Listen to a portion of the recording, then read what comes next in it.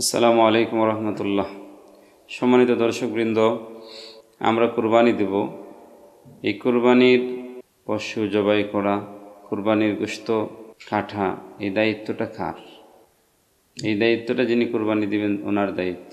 উনি নিজেও দায়িত্বে কুরবানি দিবেন, কুরবানির গোশত কাটাবেন। কিন্তু আমাদের সমাজে একটি প্রচলন রয়েছে যে আমরা দাওয়াত দিই আমাদের আত্মীয় স্বজনদেরকে যে আমি কুরবানি দেব, আগামীকাল আপনারা আসবেন, গোশত কাটার দাওয়াত। এই গোশত কাটার দাওয়াত এটা শরীয়তসম্মত নয়। আপনার আত্মীয় স্বজন যদি কেউ ইচ্ছে করে আপনাকে সহযোগিতা করেন সেটা ভিন্ন কথা, কিন্তু আপনি দাওয়াত দিলেন যে আপনি গোশত কাটবেন, কাটলে তার বিনিময়ে আপনাকে দিব, তাহলে এটা নাজায়েজ। এই জন্য যিনি কুরবানি দিবেন, কুরবানিদাতার দায়িত্ব হলো উনি কাজের লোক দৈনিক হিসেবে আনবেন, অথবা কাউকে বলবেন যে আপনাকে আমি কাটার জন্য আলাদা পারিশ্রমিক দেব, আপনি আমাকে সহযোগিতা করেন।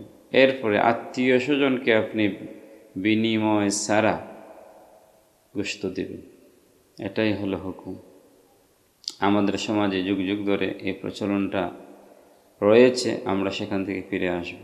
আত্মীয় স্বজনকে আপনি পারিশ্রমিক হিসেবে গোশত দিতে পারেন না, এই জন্য এই বিষয়টি লক্ষ্য রাখবেন। এমনকি যারা আপনাকে সহযোগিতা করবেন ওনাদেরকে আলাদা পারিশ্রমিক দিবেন, এবং আত্মীয় হলে আত্মীয় হিসেবে ওনাকে গোশত দিতে পারবেন, পারিশ্রমিক হিসেবে গোশত দিতে পারবেন না। এবং আরও একটি বিষয় হলো, কুরবানির গোশত আমরা এখন ফ্রিজের মধ্যে রেখে দিই। আমাদের উলামায়ে কেরাম আপনাদেরকে বলেছেন যে 3 বন্টন করা মুস্তাহাব, আপনি বন্টন করতেও পারেন, নাও করতে পারেন। এই অজুহাতে, এই সুযোগ নিয়ে আমরা অনেকেই বলি যে আমার পরিবারেই লাগে, আমার পরিবারের সদস্য সংখ্যা বেশি, আমরা আত্মীয় স্বজনদেরকে দেই না। এটা ঠিক নয়।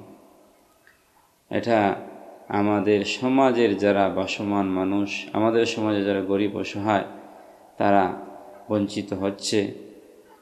সারা বছরই তো আমরা সামর্থ্যবান যারা গরুর গোশত কিনে খেতে পারি, আমরা ইচ্ছে করলে আচ্ছা মতো খেতে পারি, কিন্তু গরিব অসহায়রা যেন পায় সেজন্য ফ্রিজে আটক করে রাখবেন না, ফ্রিজ ভর্তি করে রাখবেন না, সেই দিকে খেয়াল রেখে গরিব অসহায় মানুষকে বেশি দিবেন।